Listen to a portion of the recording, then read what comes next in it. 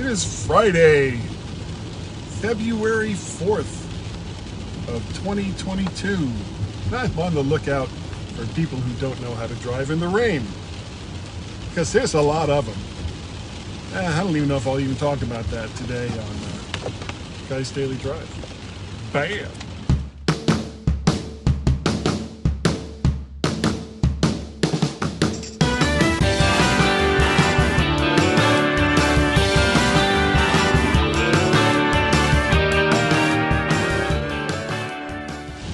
And good morning and welcome to Guy's Daily Drive.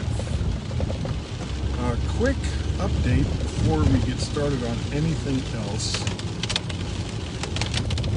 The video that I shot on Monday, which was 31st, I think, of January, I had a hell of a time getting that off Facebook.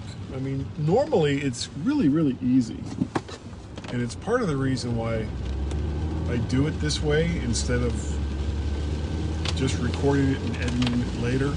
One thing, I do like it when I see that there are people watching live. That's always encouraging. But the main thing is that, you know, I didn't have to do much other than just download the video from Facebook, and they would hold on to it. I didn't have to connect the phone and deal with, you know, some of the issues that you can run into when you connect the phone nowadays. So usually when I get home on the morning or the evening that I record a Guy's Daily Drive, I'll go into YouTube. I'll go into Facebook. I'll go to my own account, which is where the video usually is hanging out at, and blow it up, hit the three little dots, and download. And then that downloads to my downloads folder. And then I just move that file over into DaVinci and cut to the part where I say, you know, it is blah blah blah, welcome to Guy's Daily Drive, bam, drop that into DaVinci and edit the video there. But for some reason, and usually downloading the video, because I have a pretty fast internet, so it's close to gigabit speeds. I think I'm actually paying for gigabit speeds, but I never see gigabit speed. But regardless, it's pretty fast, and it usually takes like seconds to download a Guy's Daily Drive off of Facebook. But it would start to download, and then it would go, okay, going to be done in 15 seconds, no, 30, no, 1 minute, no, 10 minutes. And by the time it would hit 10 minutes, and it would just sit there and go, and then I'd get a download fail. And this happened like over and over again. I tried it like 2-3 times a day from last Monday, and I just wasn't getting it. So finally, I actually, and I don't do this often because it just seems like it's almost pointless, I sent a letter to Facebook, and I was like, what's the deal here? Why can't I download my video? And I don't know if it made any difference, because I never heard anything back from him. No big surprise there either. But the next time I tried it this morning, there it was. So as you are watching this, there will be a brand new Guy's Daily Drive, either in the audio feed or the video feed, over on YouTube under VertShark, or the Guy's Daily Drive feed in Podbean if you listen to the audio version. Because once I got it this morning, I woke up, for some reason I keep waking up like between 3 and 4 o'clock in the morning and can't go back to sleep, and it's really annoying. So when that happened this morning, I got up, it was about 4:15. I guess, started a pot of coffee, and then tried to download it again, and it downloaded. So edited it in both the video and the audio, got them uploaded, got them to the website, got them on YouTube, got them in the Podbean, did the social media thing where it's over there on Twitter saying, hey, here's a new one, and over there on Facebook, hey, there's a new one. And I was all done with that 5:30, I guess. It helps when there's, I guess, not much else going on. Maybe that was the problem. There were just too many people on the Facebooks, so it wouldn't let me download it. So that happened. And then there'll be one tonight when I get home, and hopefully I won't have any problems downloading it, and hope to get that up and going by tonight. Now, I've talked about this a couple of times. Hey Dave, there's we're coming up on the 600th MyMac.com podcast with Gaz and myself. Show 885 will be our 600th show. And we're still looking for you people to send us audio clips to insult us. And if you listen to the MyMac podcast, that little snippet just after a podcast ad is what I'm talking about. It's like a 10-second little, Guy and Gaz sucking podcasting because blah blah that I throw in. And that's kind of what we're looking for. And if you do it, you may win a prize. Still don't know what the prize is going to be. It's probably going to be like an Apple gift card or something like that. But it's easy money if you win. So not everyone is guaranteed to win. But so far, there's only 3 people who've sent bumpers in. So do that bumper thing. Send us a bumper. You might win a prize. Right now the drawing is pretty slack. There's not a whole lot of people in there, so your chances of winning are greatly improved. So that's what's going on there. We have this weekend, of course, is the snooze fest that is the Pro Bowl now.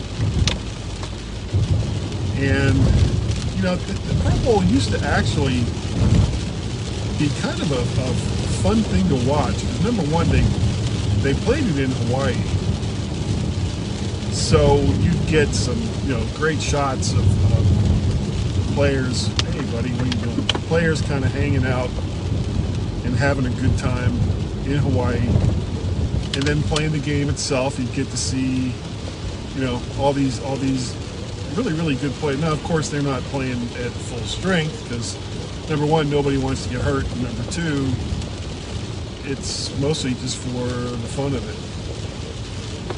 Yikes, what is with people just making left-hand turns in front of cars today? So, but now they do it the week before the Super Bowl, so you don't get any players from Super Bowl teams. Come on, you can go. You don't get any players from Super Bowl teams because, of course, they're not going to take a chance on getting hurt before the big game. So, it's like you just don't get to see those guys. But when they played it after the Super Bowl, of course, everybody would be there. I don't know why the NFL did it the way they did. Of course, they've got other problems right now with the lawsuit going on with the former coach of the Miami Dolphins, Brian Flores. Still don't know why. And even when I heard that he'd been fired, I told Tracy, I was like, why'd they fire him? They had some problems early on in this season, but they also didn't have their quarterback. And then you also had to deal with the fact that so many players were lost due to COVID. And they won like their last, 8 games? 8 out of 9 games, something like that. I mean, they were on fire. And then they fired him. And it was like, that's weird. Why'd they do that? And then, of course, the allegations that he's made, I really, really, really hope that these aren't true, but they sound pretty legit. They sound pretty credible. But some of them are just so beyond the pale. I mean, the whole thing with the text from Belichick congratulating him on getting the Giants job before he even interviewed. And that's kind of like, really? You know, you're just going through the motions so you can pretend that you interviewed a black guy to be your head coach. That's so many different ways of wrong. And his allegation about John Elway and some of the higher-ups for the Broncos showing up disheveled and something, maybe he partied out and all the rest of that. Also, you know, if these are true, then you guys deserve whatever you get based on this lawsuit. And if they are true, I hope he doesn't just take a settlement. You know, I hope it goes to court. I hope the NFL gets their balls handed to them for this stuff, because you just should not be able to get away with this. It's not right. And you know, I'm not going to go on and on about it, but I'm glad that if these allegations are true, that somebody's holding their feet to the fire, and they should have their feet held to the fire. NFL has gotten away with a lot of stuff over the years, from being a monopoly. That is the case of a true monopoly. I mean, just the email allegations earlier this year with the Washington football team, now the Washington Commanders. What kind of stupid ass name is that? Commanders. Give me a break. So I will say that the black and burgundy uniform that they showed, that's pretty striking. And as far as the helmet, it looks like the helmet is basically just going to be a W on both sides. I kind of wish what they had done instead. I mean, the W logo is fine. Put the W logo on one side, and then that 3-star emblem that I saw, I don't know if that's part of it. It almost kind of looks like the Tennessee flag, but it would have been kind of cool to have that on the other side of the helmet. So you got like 2 different things going on in the helmet instead of just W on both sides. I don't know. Didn't really, the helmet didn't really impress me with the double W's. The uniforms basically look the same. As far as names go, there were a couple that I liked a lot better than the Commanders. I thought Red Hawks was one of the ones I saw. That would have been, I think that could have worked pretty well. But you can bet that regardless of what the fans say, it was basically Dan Snyder's decision as to what the end result was going to be.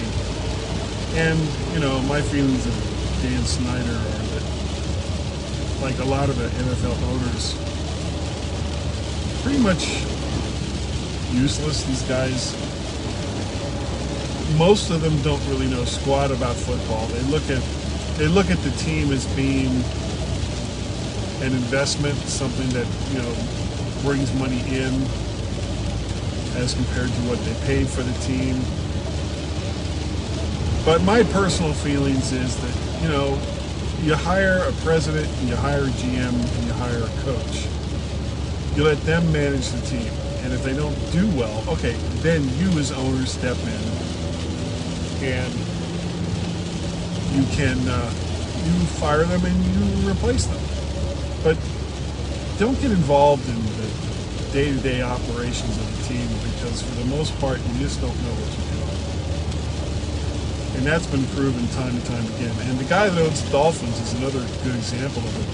I don't think he even lives in Florida. I think I heard he was, hold on a second, that he was a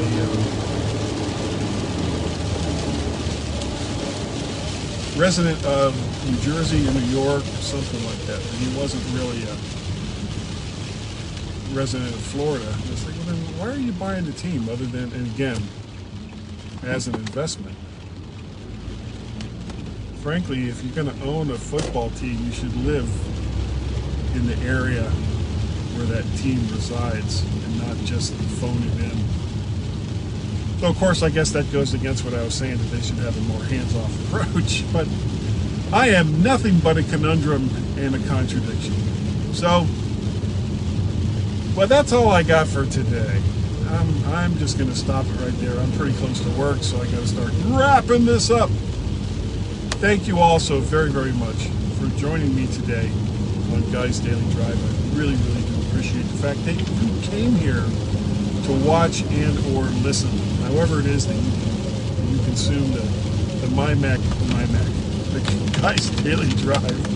Wow, I am punchy this morning. If you would like to help support this podcast and the channel itself, the Guy's Daily Drive feed and everything that feeds into it, go to Patreon, patreon.com/VertShark, coffee, ko-fi.com/VertShark. Buy me one of them there coffees. Or PayPal. You can pay a pal at paypal.me/MacParrot. Email addresses are guy@mymac.com and podcast at vertshark.com. So you can send in those insulting bumpers, whether in audio or written form. If you don't want to read them yourself, just send them to it. We'll read them. We're okay with it. And what else? Of course, there's the mymac.com podcast with Gaz. Twitter is MacParrot and VertShark. There's the YouTube channel, which you can like, share, subscribe. Like, share, subscribe to the YouTube channel. It's VertShark. Just search for that. And smash that like button. Smash that notification bell. Oh, it's all you gotta do, Bigora. I don't know why I'm talking like that. I really am punchy this morning. What else? I'm sure there's got to be something. What else is there? There's a Skype telephone number, which is 703-436-9501. Excuse me. 703-436-9501. Another one. Excuse me. Oh, goodness sakes. But that is going to do it. Oh, is there another one? Wow, 3 big sneezes in a row. Unbelievable. That is going to do it for today, guys.